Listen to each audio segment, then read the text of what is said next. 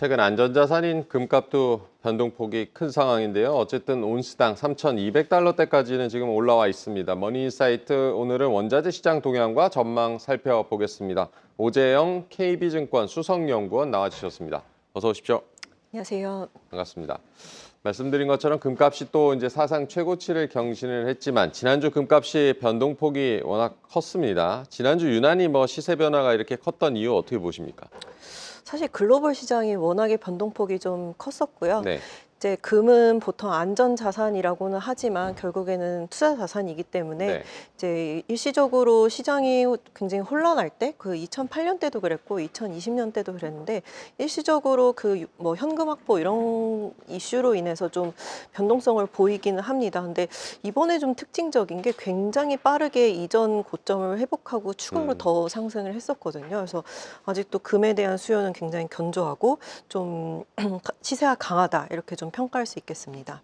굉장히 빠르게 시세 회복을 했다. 지금도 그래도 뉴욕 증시가 여전히 관세 불안에 시달리고 있고 앞으로 이제 금값 역시 변동폭은 좀 상당히 당분간 크다고 봐야겠습니까? 그렇죠. 아무래도 이게 금리랑 환율 네. 그리고 각종 금융시장 변동성에 아예 자유로울 수는 없다고 생각을 하고 있고요. 근데 이제 저희가 계속해서 금에 대해서 좋게 평가하는 거는 그러한 위기 상황에서도 금의 조정폭은 상대적으로 굉장히 작고 반대로 이렇게 오를 때 굉장히 빠르게 회복하면서 이번처럼 오히려 더 상승하는 경우도 많았기 때문에 네. 이런 변동이 오히려 좀 투자의 기회로 작용한 적도 많았다라고 보시면 좋을 것 같고, 근데 이제는 좀 근데 사실은 조정폭이 너무 작다면 좀 들어가기가 쉽진 않거든요. 그래서 좀 더 추가 조정이 있다면 좀 매수하는 게 좋지 않을까 이렇게 생각하고 있습니다.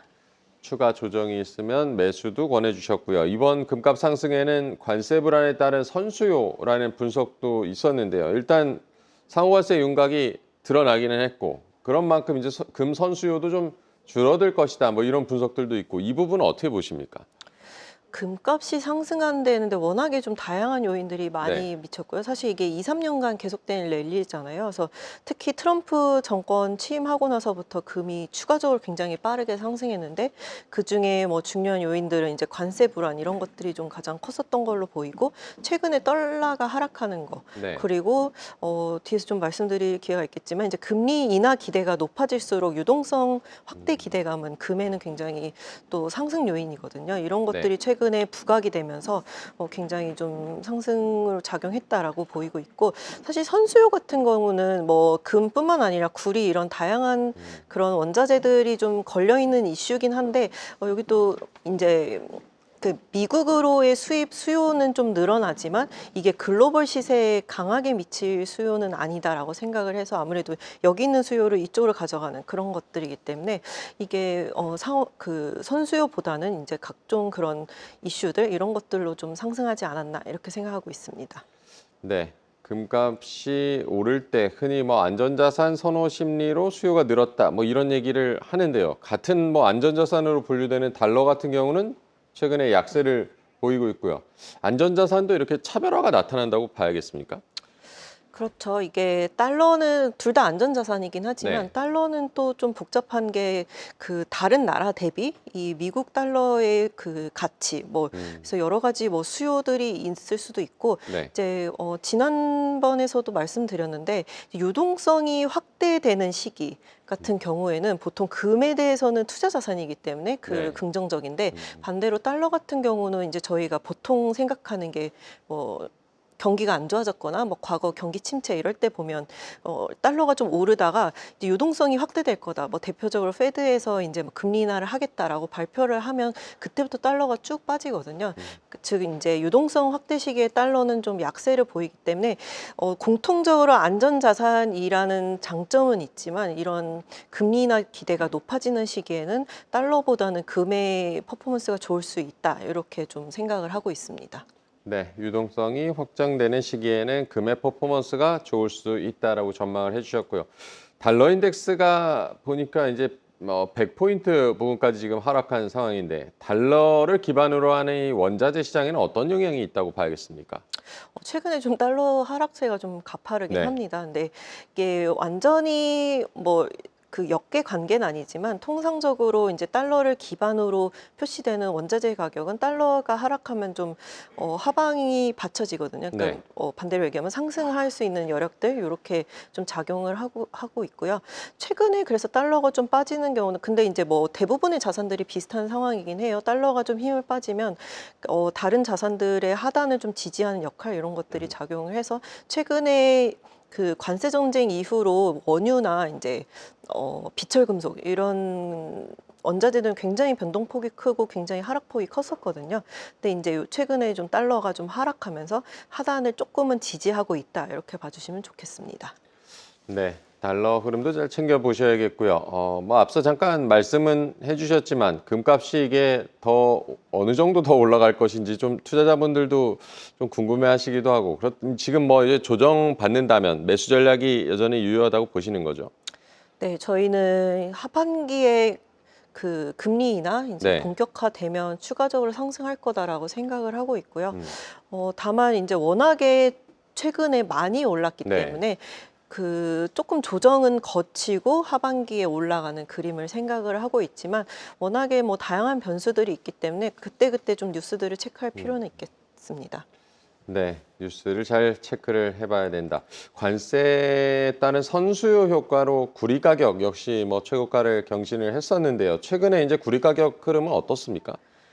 지난번에도 말씀드렸듯이 이게 그 미국에서 수입하는 네. 수요는 늘지만 이게 워낙에 단기간 수요일 가능성이 높고 결국에는 상호 관세가 보통 통상적으로 한 11개월 정도 걸리긴 하지만 네. 그 통과가 되고 나서부터는 다시 수요가 쭉 빠지거든요. 음, 그래서 결국에는 그 경기가 어떤지 그리고 관세 전쟁이 어떻게 진행될지 이거를 굉장히 주목해 볼 필요가 있다라고 말씀드렸었는데 결국에는 지금 관세 전쟁이 특히나 그 비철 금속이 굉장히 중요한 중국이랑 미국과는 서로 관세를 높여가고 있고 네. 반대로 중국을 제외한 다른 나라들한테는 지금 관세 유예에 들어갔잖아요. 음, 그래서 중국이랑 미국은 좀 그 마찰이 좀 강력해지고 있다라고 네. 보면 구리나 비슷한 이제 비철 금속들 시세들은 좀 좋지 않을 가능성이 높다라고 생각을 하고 있습니다.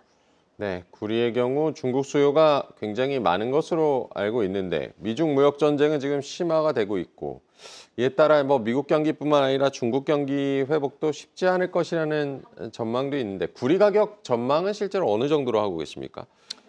저희가 숫자로 제시하진 않고요. 네. 이제 흐름으로 봤을 때는 좀 더 하락할 가능성이 높다라고 음. 생각을 하고 있고 네. 이게 결국에는 미중 무역 갈등이 어느 정도 완화가 되고 결국에는 특히 이제 중국의 경기가 이렇게 회복하는 사이클로 진입하는지 이런 것들이 좀 확인이 필요한데 지금 미중 무역 갈등에 따라서 중국의 대응을 보면 이제 뭐 첨단 산업에 대해서 좀 육성을 한다든지 네. 이런 쪽으로 좀 그 부양이 들어가지 과거 2008년 9년처럼 이제 대규모로 어떤 것들을 짓고 뭐 시장에 뭐 4조 위안 가까이 뭐 돈을 풀거나 이런 식으로 하고 있진 않거든요.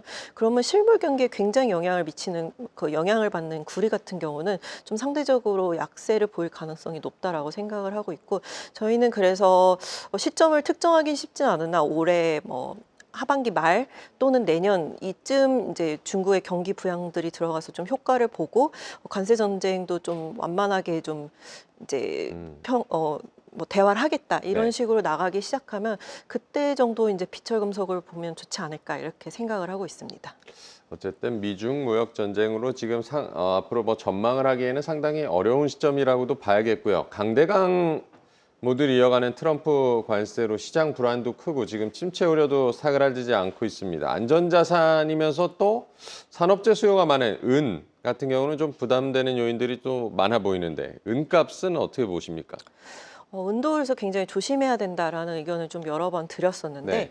이게 금이 많이 상승하면 좀 사람들이 사실은 매수의 손이 선뜻 나가지 않고 바로 이제 이어지는 질문들이 은은 괜찮냐? 그리고 실제로 금이 좋을 때 은이 좋거든요. 뭐 1.5배 정도 상승을 하기 때문에 은이 좋아 보일 수 있는데 저희가 계속 말씀드리는 게 이제 이렇게 변동성을 보일 때 금 같은 경우도 결국 상승은 했지만 이렇게 올랐다 내렸다 하면서 이렇게 우상향을 하잖아요. 네. 근데 반대로 은 같은 경우는 워낙에 변동성이 심하게 나타나기 때문에 이 금 같은 경우는 변동을 보이지만 이전 고점을 빠르게 회복하고 더 오른다면 은 같은 경우는 보통의 원자재랑 똑같이 변동을 보이면서 하락하는 경우가 많기 때문에 좀 조심할 필요가 있다라고 말씀드리고 있고, 이게 이제 대표적으로 금 같은 경우는 수요가 귀금속 수요 그리고 중앙은행 수요 이런 뭐 투자 수요 이런 식으로 되게 이런 쪽에 집중돼 있다면 은 같은 경우는 산업 수요가 50%이기 때문에 거의 그런 뭐 구리나 비철 금속이랑 비슷한 흐름을 보일 수 있다 이렇게 봐주시면 좋을 것 같고, 이전에 결국에는 그래서 저희가 금은 계속해서 뉴스에서 사상 최고치를 경신했다 이런 네. 뉴스들을 보지만 은은 그렇지 않잖아요. 막상 그 장기 시계열을 보면 2008년, 9년 고점 대비해서 아직도 회복을 하지 못했습니다. 그러니까 워낙에 높이 시세를 줬던 상품은 레버리지가 껴있을 경우에는 좀 빠르게 하락한 이후에 좀 회복을 잘 못하거든요. 그래서 그런 식으로 그러니까 장기 투자에선 결국에는 은 같은 경우는 좀 조심할 필요가 있다. 이렇게 보시면 좋을 것 같고요. 만약에 은을 투자한다면 지금보다는 이런 다른 비철 금속들처럼 많이 좀 하락하고 좀 바닥을 쳤다 이런 느낌이 들었을 때 그럴 때 좀 추천을 드리면 좋을 것 같습니다. 네, 은 투자는 어쨌든 좀 유의해야 된다라고 조언을 해주셨습니다. 경기 침체 우려가 유가에도 지금 작용을 하고 있는 것으로 보이는데요. 지난주에 WTI 같은 경우는 60달러 아래로 좀 떨어지기도 했었고 다시 지금 올라오긴 했는데요. 유가 역시 뭐 경기에 따라서 움직이긴 하고 지금 하락 요인이 더 그래도 많다고 봐야겠습니까? 그렇죠. 이게 원유도 사실은 수요에 굉장히 민감한 원자재고, 네. 최근에 우리가 원유가 2, 3년간 워낙에 높았던 시기가 있었고, 이게 전쟁 이슈 그리고 감산 이슈가 있었기 때문에 이런 것들에 굉장히 민감할 거다라고 생각을 하지만, 결국에 장기적으로 보면 그 경기가 좋지 않을 때 원유가 혼자서 이렇게 오르기는 쉽지 않은 상품이거든요. 그래서 그렇게 보시면 좋을 것 같고, 지금 뭐 특히 이 관세 전쟁이 어떻게 흘러갈지는 모르겠지만 거의 반반으로 보고 있는 것 같아요. 경기 네. 둔화에 그칠지 아니면 경기 침체에 흘러갈지. 이렇게 보면은 사실은 지금 국제 유가가 50에서 60달러에 버티는 것도 굉장히 어떻게 보면 오펙이 감산을 했고 여러 가지 전쟁이 아직 끝나지 않은 상황, 이런 것들이 반영해서 지금 시세가 유지된다고 생각을 하고 있고요. 그렇기 때문에 올해에도 유가는 좀 하방 압력이 높다라고 생각을 하고 있습니다. 네, 에너지 패권 같은 경우는 트럼프의 주요 목표 중 하나이기도 한데 유가가 뭐 이렇게 계속 뭐 내려간다면 굳이 뭐 세일가스 시추에 나설 필요도 없어지는 거 아닐까? 그러면 이제 미국 내 원유 생산이 좀 줄어들 가능성이 있고 이 부분이 또 유가 상승 요인이 되지 않을까, 이런 전망에 대해서 어떻게 보십니까?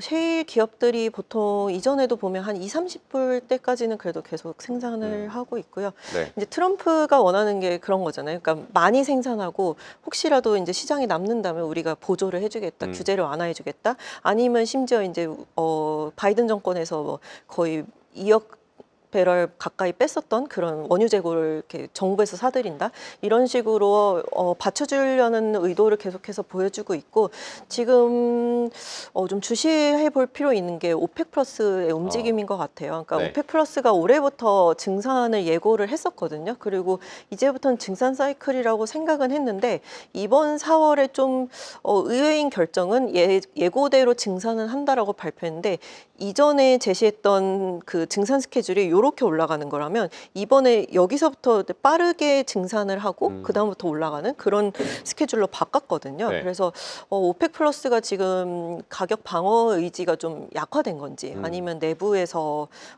추가적으로 증산을 하겠다라는 목소리가 높아진 건지, 아니면 그도 아니라면 이제 저희가 보통 기대하는 게 특히 이제 미국이 트럼프 대통령이 들어오면서 트럼프 대통령과 사우디 간의 이제 관계 개선을 통해서 사우디 쪽에서 좀 뭔가를 좋은 걸 제시하겠다. 그게 네. 즉 증산을 우리가 많이 하겠다라는 제스처를 보여주는 게 아닌가. 이런 세 가지로 좀 생각을 하고 있고요. 그렇게 치면은 유가 하방은 좀 더 높아질 수 있다. 이렇게 보시면 좋을 것 같습니다. 계속해서 다양한 경제 이슈를 알고 싶다면 구독과 좋아요, 알림 설정 부탁드립니다. AI 캐스터 권미정이었습니다.